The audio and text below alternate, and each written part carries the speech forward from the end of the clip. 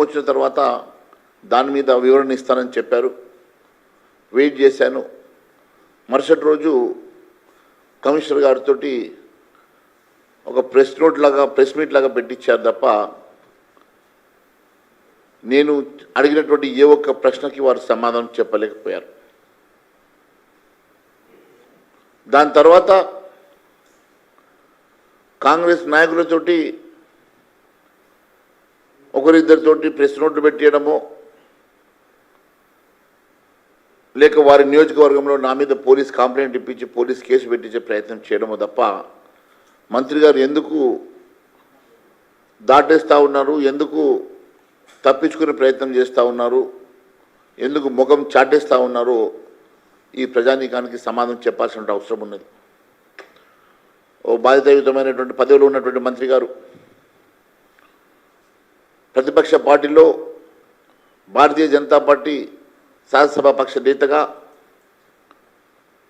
ఆధారాలతో సహా నేను నిరూపించి ఆధారాలతో సహా నేను బయటపెట్టినటువంటి ఏ ఒక్క అంశాన్ని ఇప్పటి వరకు వారు సమాధానం చెప్పకపోగా ఏదో ఒక రకంగా నా మీద బురద జల్లడానికి కొంతమంది నాయకులతో కాంగ్రెస్ పార్టీ నాయకులతో ప్రెస్ మీట్ పెట్టించడమో పోలీస్ కేసు పెట్టించే ప్రయత్నం చేయడమో తప్ప వారు ఎందుకు సమాధానం చెప్తలేరో నేను మీ ద్వారా వారిని అడుగుతూ ఉన్నాను. ఈరోజు కూడా నేను చాలా స్పష్టంగా నేను ముఖ్యమంత్రి గారికి బహిరంగ లేఖ రాస్తున్నాను. మరి ఈరోజు నేను రాసేటువంటి బహిరంగ లేఖ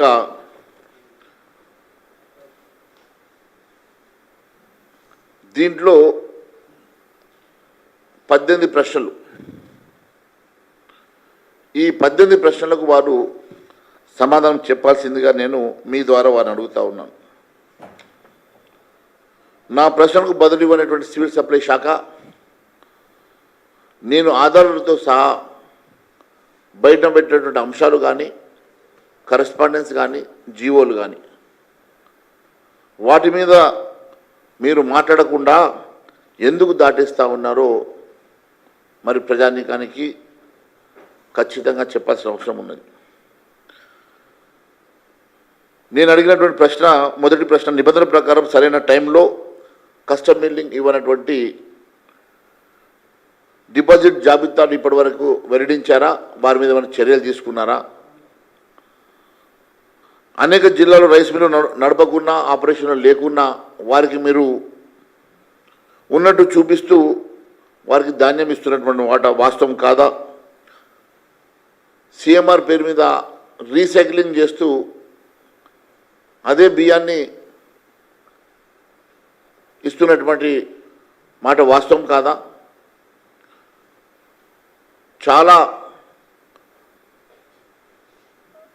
చాలా గ్రామాల్లో పీడిఎస్ కింద ఇచ్చేటువంటి రైతులకు బియ్యానికి బదులు కిలోకి 10 రూపాయల చొప్పున కస్టమర్స్కి ఇచ్చేసి వారి వేలుముద్రలు తీసుకున్నటువంటి మాట వాస్తవం కాదా? మరి వీటన్నిటికీ తగినటువంటి ఇన్ఫ్రాస్ట్రక్చర్, దాన్ని ఆపే ఇన్ఫ్రాస్ట్రక్చర్ మీ దగ్గర ఉన్నదా? మరి రాష్ట్ర వ్యాప్తంగా మీరు ఇచ్చిన స్టాక్స్ ఆ మిల్లులలో అవైలబుల్ ఉన్నాయా? ఉంటే ఏ మేరకు ఉన్నాయి? లేకుంటే ఏం చర్యలు తీసుకున్నారు? లేకుంటే ఏ రకంగా రికవరీ చేస్తూ ఉన్నారు? అది గత ప్రభుత్వం ఇచ్చిందా, ఈ ప్రభుత్వం ఇచ్చిందా? కానీ స్టాక్స్ ఒకసారి మీరు ఇచ్చిన తర్వాత సిఎంఆర్ కింద బియ్యాన్ని రిటర్న్ తీసుకోవడమో లేకుంటే వారి దగ్గర నుంచి కాస్ట్ తీసుకోవడమో చేయాల్సినటువంటి ఈ రాష్ట్ర ప్రభుత్వం మళ్ళీ వారి తోవలోనే నడుస్తున్నారా, లేకుంటే మీ అనుకూలంగా దీన్ని మార్చుకుంటున్నారా? సమాధానం చెప్పాల్సిన అవసరం ఉన్నది. మరి సరైన టైంలో మిల్లర్లు ఇవ్వకుంటే మోసాలు చేస్తూ ఉంటే ఏ రకంగా అడ్డుకుంటున్నారు?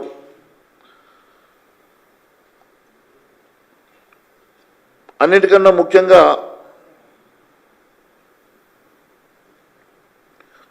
దీనివల్ల సివిల్ సప్లైస్ ఎంత నష్టాలు ఉంది, మరి ఎంత వడ్డీ కడతా ఉన్నారు? ఎందుకు మీరు 22,000 కోట్ల రూపాయల బకాయిల్ని వారి దగ్గర వసూలు చేయలేని ఈ ప్రభుత్వం లోపాయికారి ఒప్పందం వారితో ఏం చేసుకుంటున్నారో బయట పెట్టాలని అడుగుతా ఉన్నాం. ముఖ్యంగా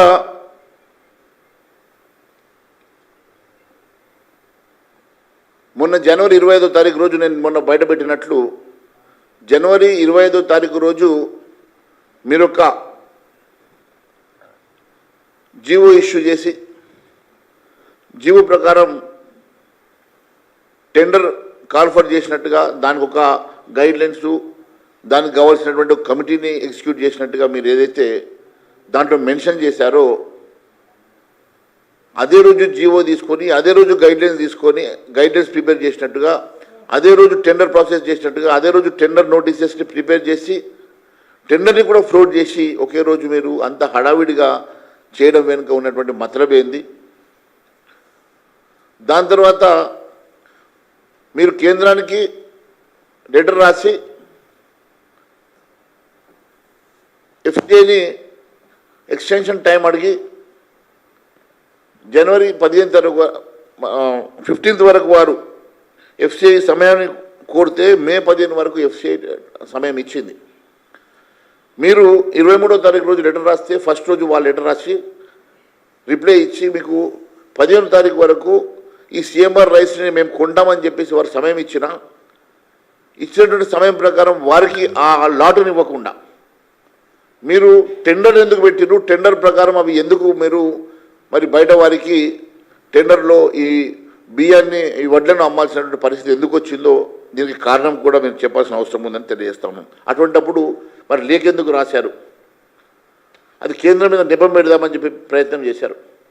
కేంద్రం మీకు సమయం ఇచ్చేసరికి పాలుపోక పాత డేట్లోనే టెండర్ చేసినట్టుగా ఒక సృష్టించి మళ్ళీ మీరు ప్రైవేట్ వాళ్లకు ఆ వడ్లను ఇచ్చి వారికి టెండర్లో అంత అలొకేట్ చేశారు.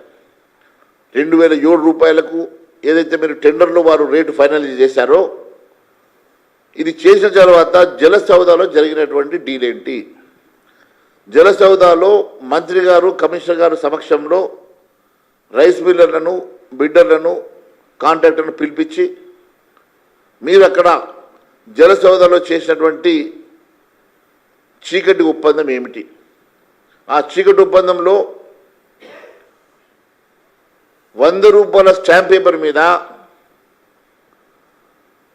మీరు ఎవరికైతే బిడ్ ఇచ్చారో వాళ్లకు రైస్ మిల్లర్లకు మధ్యలో బలవంతంగా ఒక ఎంఓయూ అగ్రిమెంట్ 100 రూపాయల స్టాంప్ పేపర్ మీద రాపించినమాట వాస్తవం కాదా?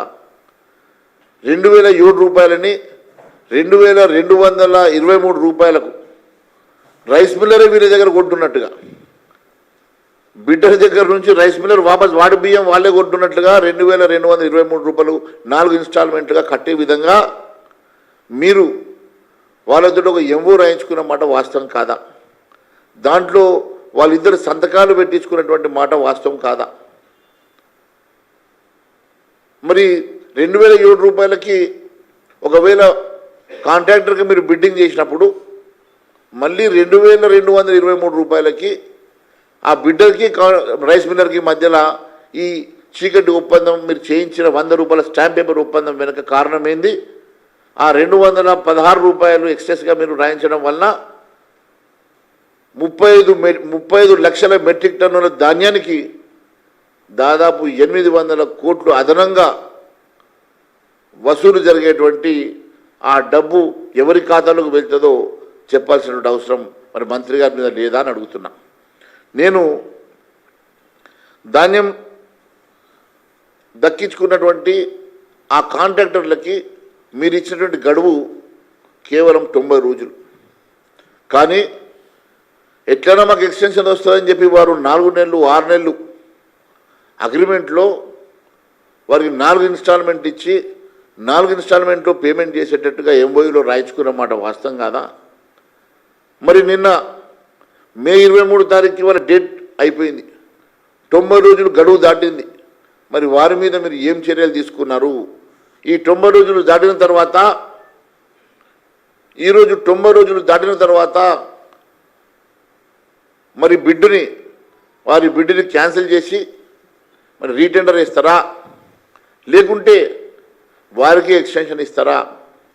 మరి మీరు కండిషన్లో మాత్రం 90 రోజుల్లో లిఫ్ట్ చేయాలా, లేకుంటే మీ ఈఎండి ఫోర్ఫిట్ చేస్తామని రాశారు కదా. మరి ఈఎండి ఫోర్ఫిట్ చేయకుండా వారి మీద మీరు కనికరం ఎందుకు చూపిస్తూ ఉన్నారు?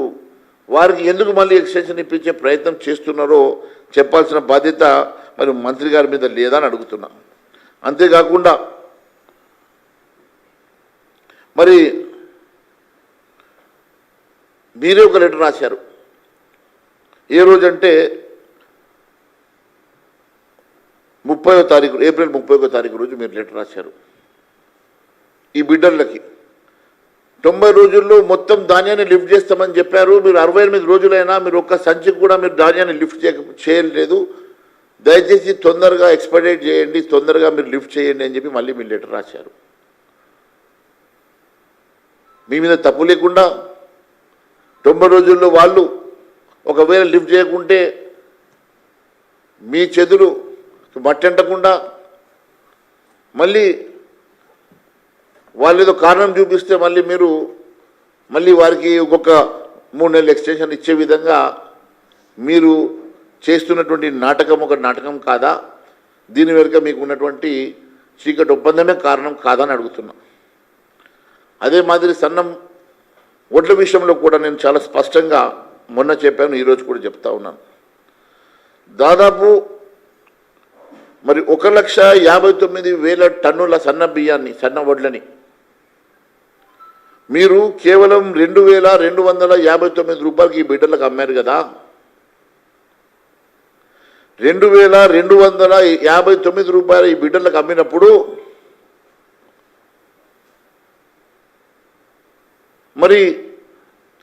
మళ్ళీ మీరు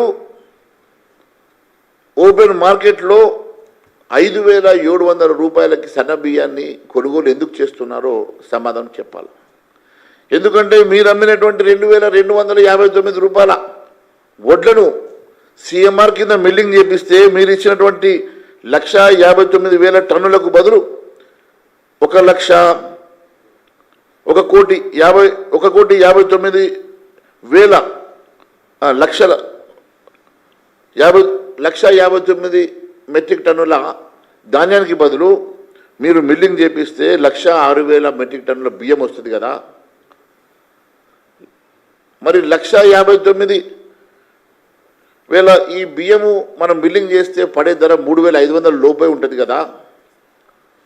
మరి 3,500 రూపాయలకు మీరు బియ్యం మిల్లింగ్ చేసుకుంటే వచ్చే ధరకు బదులు మీరు 5,700 రూపాయలకి ఓపెన్ మార్కెట్లో కొనాల్సిన అవసరం ఏమున్నదని అడుగుతున్నా.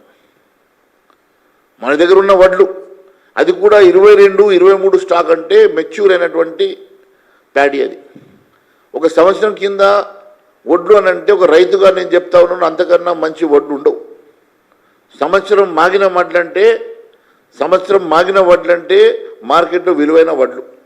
అలాంటి విలువైనటి వడ్లను మీరు 2,259 రూపాయలకు మీరు ఓపెన్ మార్కెట్లో అమ్మి కాంట్రాక్టర్లకు అమ్మి అదే కాంట్రాక్టర్ దగ్గర 5,700 రూపాయలకు మీరు బియ్యం కొంటున్నారు. అదే మిల్లింగ్ చేస్తే మీకు 3,500కే బియ్యం వస్తాయి. మీరు 3,500 రూపాయలకు ఈ వడ్లకు బదులుగా బియ్యం తీసుకునేటువంటి బియ్యానికి బదులు అదే కాంట్రాక్టర్ దగ్గర 5,700 రూపాయలకు బియ్యాన్ని ఎందుకు కొనుగోలు చేస్తున్నారో ప్రజానీకానికి చెప్పాల్సిందిగా నేను మిమ్మల్ని విన్నవిస్తూ ఉన్నాను. ఇదిలా ఉంటే దాదాపు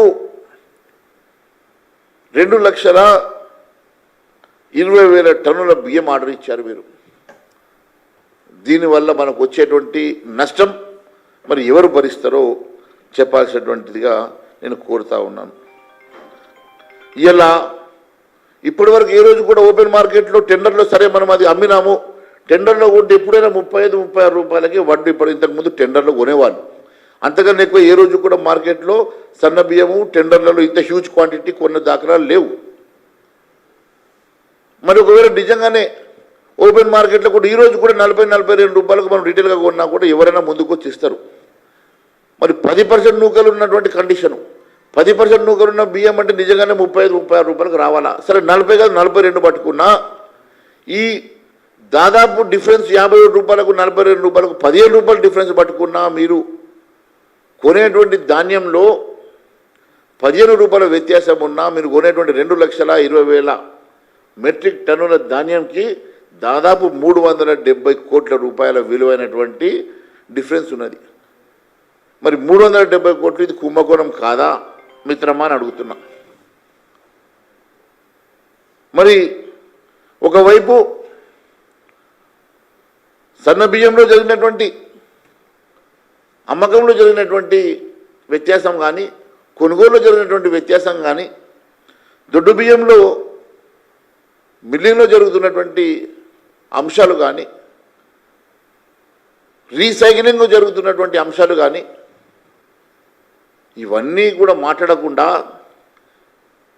లీగల్ యాక్షన్ తీసుకుంటామని ఒకరు, పోలీస్ కేసు పెడతామని ఒకరు. అయ్యా మంత్రి గారు, మీరు చదువుకున్నవారు కదా, నేను మీకు ఒక విషయం చెప్తా ఉన్నాను. దీంట్లో కేంద్ర ప్రభుత్వం వాటా ఉన్నది, కేంద్ర ప్రభుత్వం కమిషన్ ఇస్తుంది, కేంద్ర ప్రభుత్వం దీంట్లో డైరెక్ట్గా ఇన్వాల్వ్ అయి ఉన్నది. కాబట్టి ఖచ్చితంగా ఇది సిబిఐకి ఇవ్వాల్సిందిగా నేను డిమాండ్ చేస్తూ ఉన్నాను. నేను ఖచ్చితంగా ఇది సిబిఐకి లెటర్ రాస్తాను, కేంద్ర ప్రభుత్వానికి లెటర్ రాస్తాను. దీంట్లో ఉన్న అణువణువు మీద అంశాల మీద మరి కమిషనర్ గారా మీరా ఎవరు దీనికి బదులు చెప్తారో చెప్పండి. ఎందుకంటే దీంట్లో మా వాటా ఉన్నది, కేంద్ర ప్రభుత్వం దీంట్లో డైరెక్ట్గా ఇన్వాల్వ్ అయ్యి కేంద్ర ప్రభుత్వం కూడా దీనికి కమిషన్ ఇస్తూ ఉన్నది. కేంద్ర ప్రభుత్వం 2%, 1%, 2% దీంట్లో మరి వాటా ఇస్తున్న సందర్భంగా, కమిషన్ ఇస్తున్న సందర్భంగా దీంట్లో మా కేంద్ర ప్రభుత్వ డబ్బు కూడా ఇన్వాల్వ్ అయి ఉన్నది. ఖచ్చితంగా దీంట్లో సిబిఐయా ఈడీయా మేము ఖచ్చితంగా దీన్ని సిబిఐకి రాస్తాం. నేను కూడా కేంద్ర ప్రభుత్వానికి లెటర్ రాస్తాం. మరి ఎట్టి పరిస్థితుల్లో దీని మీద మరి సిబిఐ ఎంక్వైరీ పెట్టిస్తాను. మీరు కాదు క్రిమినల్ కేసులు పెట్టించేది, మీరు కాదు మా మీద లీగల్ యాక్షన్ తీసుకునేది. వాస్తవం ఏందో వెలుగు తీయడానికి కేంద్ర ఏజెన్సీ నుంచి పూర్తి ఇన్వెస్టిగేషన్ చేయించే విధంగా నేను మరి ప్రధానమంత్రి గారికి, హోంమంత్రి గారికి నేను ఖచ్చితంగా లేఖ రాయబోతున్నా. మరి దీనికి సంబంధించినటువంటి ఎవిడెన్సెస్ కూడా పూర్తిగా మీరు ఇచ్చిన జీవోలు కానివ్వండి, మీరు ఇచ్చిన కరెస్పాండెన్స్ కానివ్వండి, మీరు ఇచ్చిన టెండర్ నోటీసెస్ కానివ్వండి, మీరు ఇచ్చిన ఫ్లోట్ చేసినవి కానివ్వండి, గతంలో ఇచ్చినటువంటి కరెస్పాండెన్స్, కేంద్ర ప్రభుత్వం రాసినటువంటి ఎక్స్టెన్షన్ లెటర్ కానివ్వండి, ఇవన్నీ కూడా కేంద్ర ప్రభుత్వంకి మీకున్న కరెస్పాండెన్స్ దగ్గర నుంచి జీవోల వరకు పూర్తిగా నా దగ్గర ఆధారాలతో సహా నేను ఇవన్నీ కూడా నేను మరి నేను ఇవ్వబోయేటువంటి బహిరంగ లేఖ ముఖ్యమంత్రి గారికి ఒక కాపీ పంపిస్తూ కేంద్రానికి కూడా ఒక కాపీ పంపించబోతున్నా. ఖచ్చితంగా దీంట్లో సిబిఐ ఎంక్వైరీ జరగాలని నేను కోరుతా ఉన్నాను. లేని పక్షంలో ముఖ్యమంత్రి గారికి చిత్తశుద్ధి ఉంటే నిజ నిర్ధారణ కమిటీ ఏమనండి, ముఖ్యమంత్రి గారికి దీని మీద చిత్తశుద్ధి ఉంటే ముఖ్యమంత్రి గారు దీని మీద మరి ఒక హైకోర్టు జడ్జితో కానీ, సిట్టింగ్ జడ్జితో కానీ, లేక రిటైర్డ్ జడ్జితో కానీ ఒక మరి కమిటీ ఏమనండి, మరి నిజ నిర్ధారణ కమిటీ ఏమనండి, మేము నిరూపించడానికి సిద్ధంగా ఉన్నాం. లేదంటే నేరుగా మేము సిబిఐకి కూడా రాయబోతున్నామని తెలియజేసుకుంటూ ముఖ్యమంత్రి గారికి కూడా ఈ బహిరంగ లేఖను ఇమీడియట్గా పంపించబోతున్నాను. మేము ఒకటే డిమాండ్ చేస్తూ ఉన్నాను, దీంట్లో జరిగే అవకతవకల మీద, దీంట్లో జరిగే అవినీతి మీద, దీంట్లో జరిగేటువంటి మరి పూర్తిగా మరి అవినీతిలో కూరుకుపోయినటువంటి మరి సివిల్ సప్లైస్ మరి వ్యవస్థలో ఉన్నటువంటి మరి అంశాల మీద మీరు మాట్లాడి దీన్ని ఎట్లా రెక్టిఫై చేస్తామో చెప్పాల్సిన బాధ్యత మీ మీద ఉంది. ఒకవేళ గతంలో ఏదైనా అవకతవకలు జరుగుతుంటే మేము రెక్టిఫై చేస్తామని ముందుకు రావాలా తప్ప మరి ఇట్లా భయభ్రాంతులు పెడితే భారతీయ జనతా పార్టీ ఎప్పుడు భయపడదు, భారతీయ జనతా పార్టీ నాయకులు ఎప్పుడు కేసులకు భయపడరని మరొకసారి తెలియజేసుకుంటూ ధన్యవాదాలు తెలియజేస్తున్నాను. Any questions?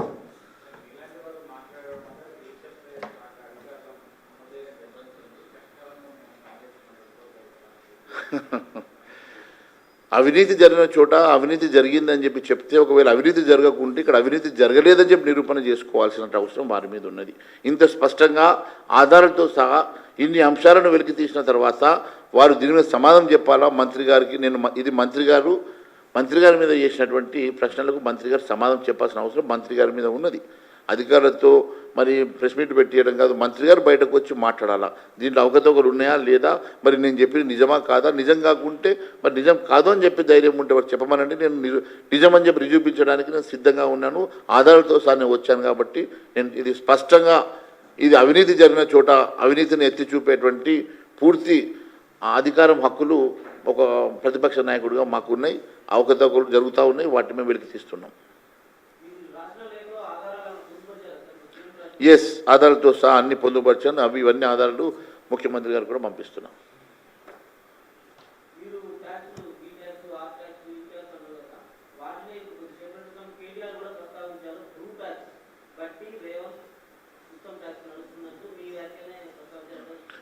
నేను అదే నిన్న కూడా చెప్పినాను, ఇది రబ్ ట్యాక్స్ అని, RUB. ఆయన బ్రూ అన్నాడు, నేను రబ్ అన్నా. RUB ట్యాక్స్ అది. సరే, ఏ ట్యాక్స్ అయినా ఈ రాష్ట్రంలో జరుగుతున్న వాస్తవాలు, ఈ వాస్తవాలు ప్రతిపక్ష నాయకులుగా ఎప్పటికప్పుడు వెలికి తీసి ఈ అంశాల మీద మాట్లాడాల్సినటువంటి పూర్తి ప్రజానీకానికి తెలిపాల్సినటువంటి పూర్తి బాధ్యత మా మీద ఉన్నది. కాబట్టి మేము ఖచ్చితంగా మా పని మేము చేస్తున్నాం.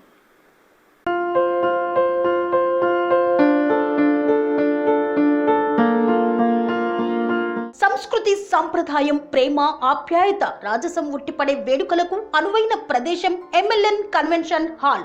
కని విని ఎరుగని రీతిలో జరిగే మీ ఇంటి కళ్యాణ వైభోగానికి అందమైన కళ్యాణ వేదిక MLN convention hall.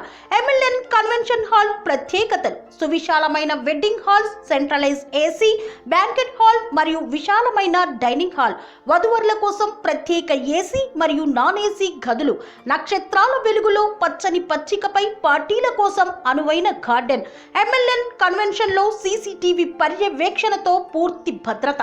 Experience and professional workers గల అన్నపూర్ణ గ్రూప్ వారి సేవలు. 2000 వాహనాలు పార్కు చేసేందుకు సువిశాల పార్కింగ్ సౌకర్యం.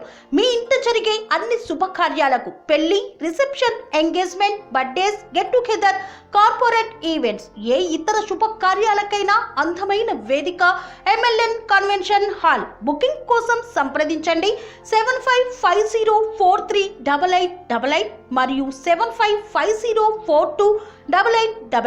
మా అడ్రస్ చీర్యాల లక్ష్మీ నరసింహస్వామి దేవాలయం ప్రక్కన, near outer ring road, Keesara junction, Cheeryal గ్రామం, మేడ్చల్ జిల్లా.